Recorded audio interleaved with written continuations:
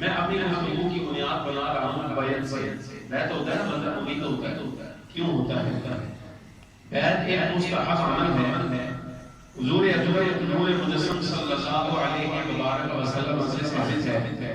آپ صلی اللہ علیہ وسلم نے صحابہ کرام علیہم الرضوان سے مختلف اوقات میں مختلف قسم کی بیعتیں دی ہیں. یہ جملہ سمجھ آیا؟ مختلف اوقات میں وقتاً فوقتاً حضور نے مختلف بیعتیں صحابہ سے. بس اوقات ایمان اور اسلام پر بیعت کی، یعنی جو پہلی مرتبہ مسلمان ہو رہا ہے وہ کلمہ پڑھ کے بیعت ہو رہا ہے. ٹھیک ہو گیا؟ یہ بھی بیعت کی ایک قسم. پہلے سے مسلمان ہیں. حضرت عثمان غنی کی شہادت کا بدلہ لینے کا موقع ہے جب افواہ پھیل گئی کہ عثمان غنی شہید کر دیے. حضور اکرم صلی اللہ علیہ وسلم نے صحابہ سے اس وقت بھی بیعت کی. وہ بیعت کی موت پر کہ مر جائیں گے عثمان کا بدلہ لیے بغیر واپس نہیں جائیں گے. یہ بیعت کی دوسری قسم آ گئی. اور بس اوقات بیعت ہو رہی ہے گناہ چھوڑنے والے. آقا دو عالم علیہ السلام نے صحابیات سے صحابہ کرام سے قرآن عزیز کے مضمون میں موجود ہے. میں پورے مضمون پڑھا چکا ہوں. اس پر خلاصہ عرض کر رہا ہوں. صحابیات سے اس بات پر بیعت کی کہ زمانے جاہلیت کی جو عادتیں ان میں ہیں اب وہ عمل نہیں کرے گی. یہ بھی بیعت کی ایک قسم ہے. نماز پڑھنا، روزہ رکھنا، تقویٰ کے جتنے کام ہیں حضور اکرم صلی اللہ علیہ وسلم نے اس پر بھی بیعت کی.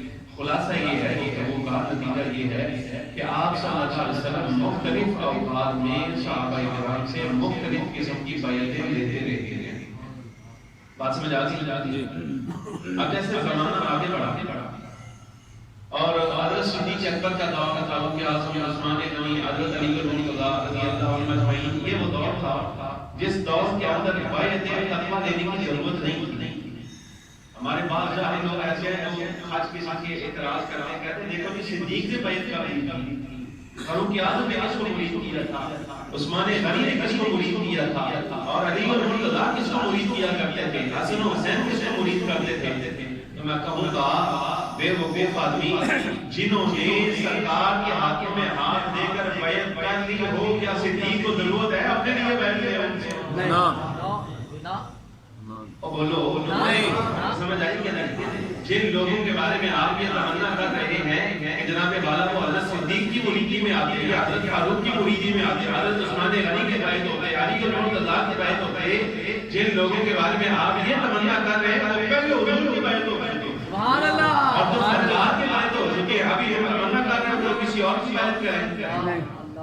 بات سمجھ آئی کہ نہیں؟ میں تھوڑا نہ نہیں نہ بیان اس وقت وہاں پہ ہے لوگوں نے پھر تو سیدھے پوچھنا آگے شاید وہ کہتے ہیں کہ حضرت فاروق اعظم نے کسی کو مرید نہیں کیا، حضرت علی نے کسی کو مرید نہیں کیا، فلاں نے نہیں کیا، فلاں نے نہیں کیا. تو میں جواب نہیں دوں گا.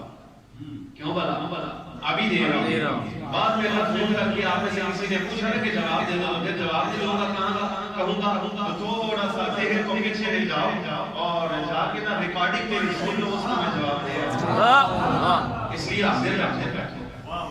جن لوگوں نے اپنا علاج حضور اکرم صلی اللہ علیہ وسلم کے ہاتھوں میں ہاتھ دے دیے ہیں اب ان کو کوئی ضرورت نہیں. یہ زمانہ جیسے ہی آگے گزر آیا اور حالات بدلے ہیں اور بعد والی نسلیں آئیں گے جو گناہ کا شکار بھی ہو رہے کلمہ پڑھنے کے بعد